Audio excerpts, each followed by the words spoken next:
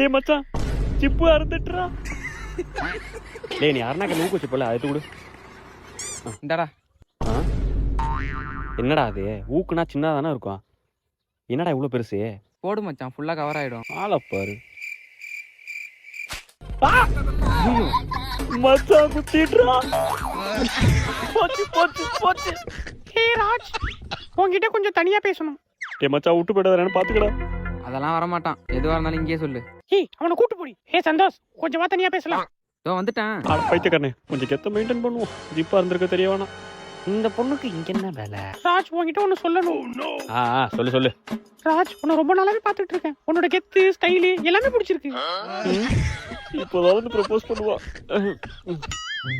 ஓ propose பண்ண போதா? எப்படி சொல்றதுன்னு தெரியல.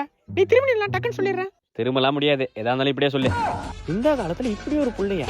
சீக்கிரம் சொல்லு, டைம் இல்ல. இந்தாமா. ஓய் ஓய், உனக்கு என்ன வேலை? ஐயோ சார் வந்தாரு. தம்பி ராஜகுமார், இவரு எங்க வந்தாரு? சொல்லுங்க சார். யாருப்பா நீ? இந்த காலத்துல இப்படி ஒரு பையனா? ஒரு பொண்ணு ப்ரப்போஸ் பண்ணுது, திரும்பி கூட பார்க்க மாட்டீங்கப்பா. என் வழி எனக்கு தான் தெரியும். தம்பி அந்த பொண்ணு போயிட்டுப்பா, திரும்பி பாருப்பா.